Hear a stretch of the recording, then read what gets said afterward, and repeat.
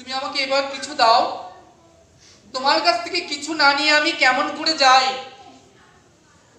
ওই তোমার আঙিনায় ঠোঁট মোচা রয়েছে, ওটাই আপাতত দাও।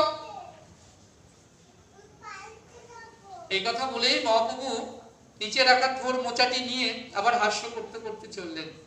এমন ভাবে প্রত্যেক দিনই মহাপ্রভু শ্রীধরের কাছ থেকে থোর মোচা কলা নিয়ে পরম সুখে ভোজন করতেন।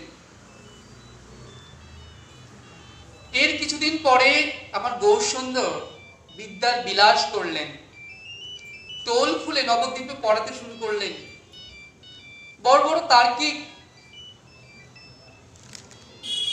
ন্যায়রত্ন, তর্করত্ন, তর্ক অলঙ্কার আদি বড় বড় শাস্ত্র বিদকে তিনি পরাজিত করলেন তর্ক যুদ্ধে।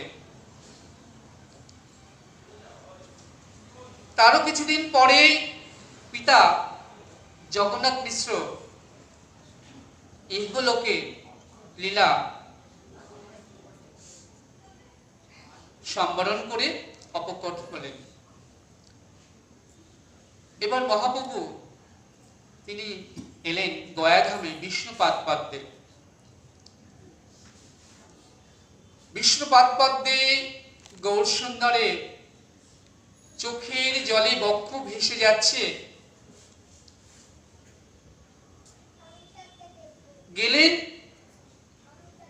নিমাই হয়ে, নিমাই পণ্ডিত হয়ে, আর যখন ফিরলেন অমিয় নিমাই হয়ে।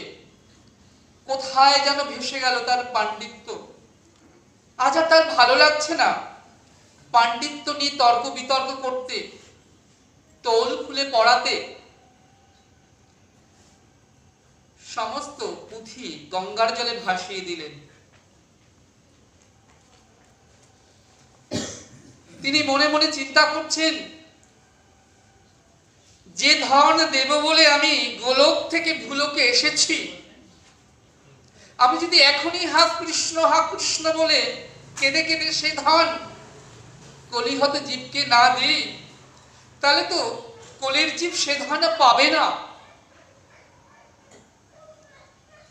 তাই এখনই আমাকে হা কৃষ্ণ বলে কেঁদে জগজীবকে কাঁদাতে হবে, সেই অপ্রাকৃত প্রেম ধন দিতে হবে। কারণ প্রেম ধন দেবার মালিক তো আমি। আমি যদি না দিই তাহলে জগতের জীব সে ধন পাবে কেমন করে? তাই কি করলেন? তিনি মনস্থির করলেন সন্ন্যাস ধর্ম গ্রহণ করে চলে যাবেন।